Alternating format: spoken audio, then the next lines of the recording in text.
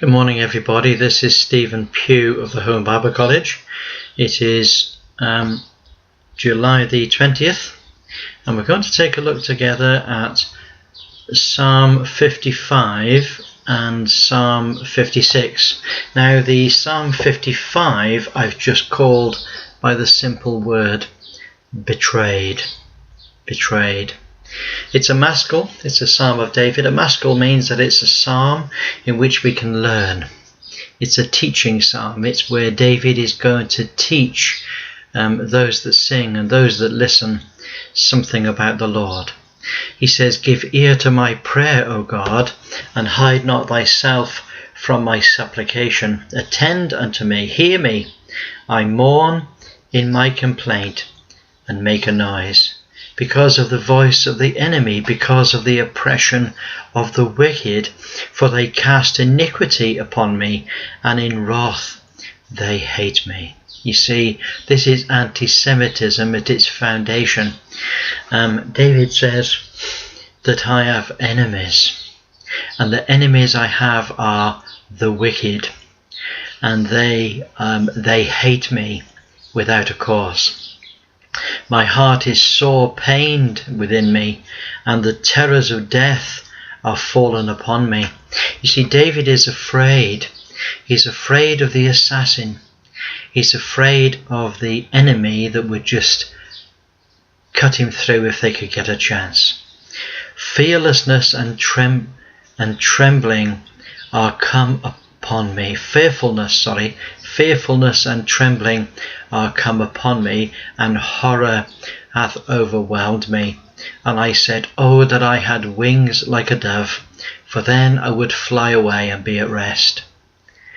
Lo, then would I wander off and remain in the wilderness." Selah. There was safety in the wilderness. David was used to the wilderness. He was a shepherd after all. He understood that in the loneliness of the wilderness he could lose himself from his enemies. "I would hasten my escape from the windy storm and tempest." And then he says something which no Christian can ever say. See, this is where we need to understand that these psalms are not Christian psalms. They are the psalms of the sweet shepherd of Israel. He says, "Destroy, O Lord, and divide their tongues, for I have seen violence and strife in the city. Day and night they go about upon the walls thereof. Mischief also and sorrow are in the midst of it. Wickedness is in the midst thereof. Deceit and guile depart not from her streets. For it was not an enemy that reproached me. For if it were not an enemy that reproached me, then I could have borne it. Neither was it he that hated me that did magnify himself against me. Then I would have hid myself from him. But it was thou, O man, mine equal, my guide, my acquaintance. We took sweet counsel together, and walked unto the house of God in company. Let death seize upon him. Let them go down quick into hell, for wickedness is in their dwellings and among them." Now this is David.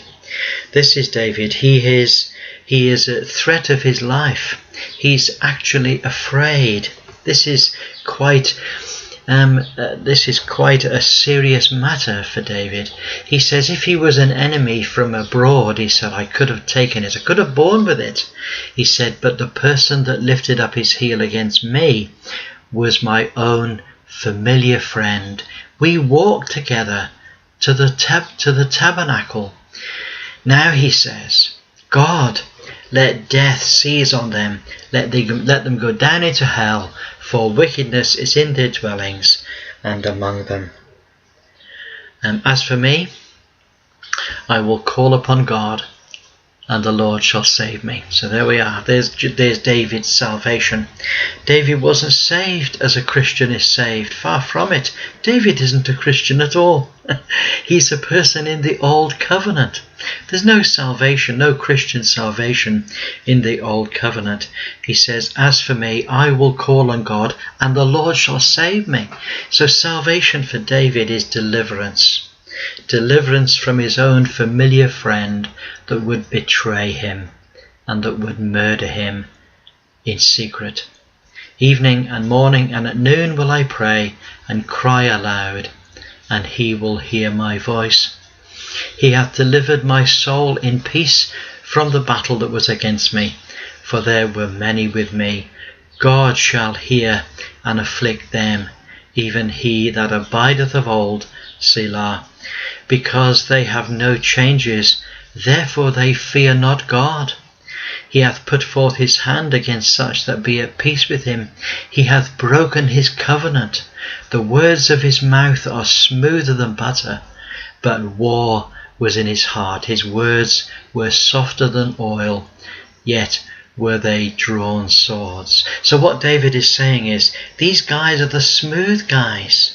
These are people that are slick. They're people that are, their words are smoother than butter. Their words are softer than oil, but it's oil on a drawn sword, and war is in his heart. And David says, cast thy burden upon the Lord, and he shall sustain thee.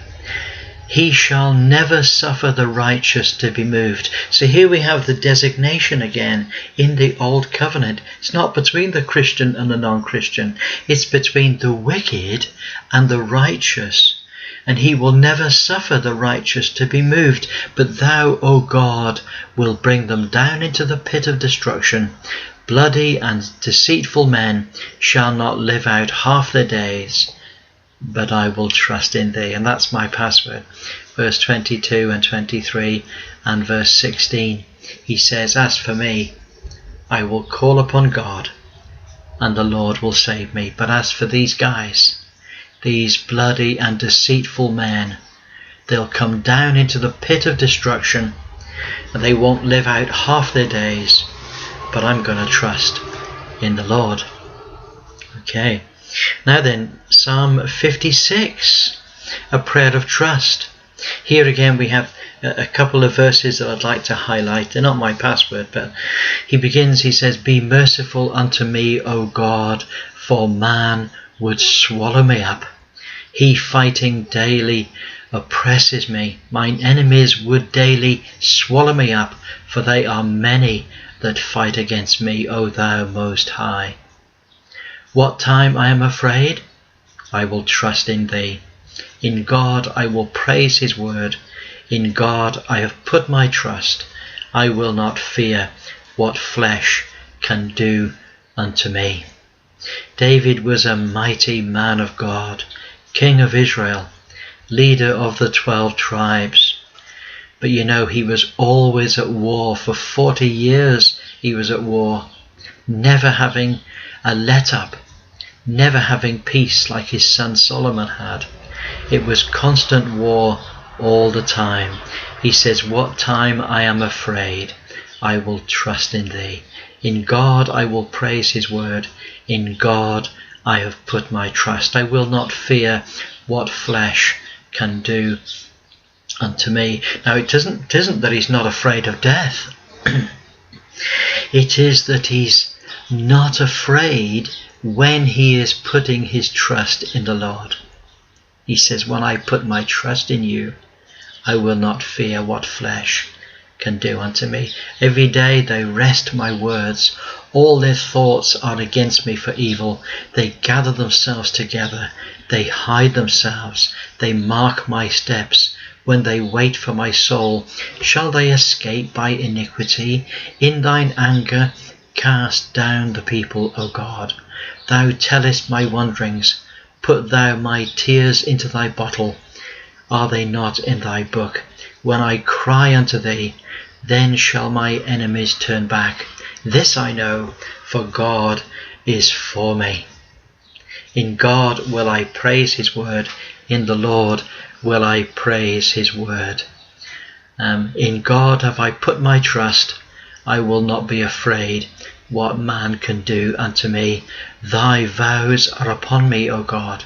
I will render praises unto thee, for thou hast delivered my soul from death.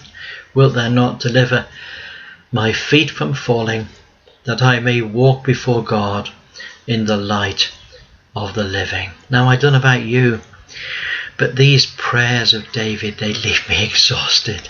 They leave me exhausted. I cannot imagine this constant strain, this constant worry that David has, because he's surrounded on every side with enemies. He hasn't just got enemies in the enemy camp. He's got enemies in his own household. He's got enemies amongst those that are his own familiar friends. Those that walk with him to the tabernacle, they're his enemies. Wow, what a difficult life David had to live. He was a man of immense courage, a man of God, and yet he struggled. He struggled all through his life, never having peace in this regard. He says, I'm going to put my trust in God, and I'm not going to be afraid of man when I do that.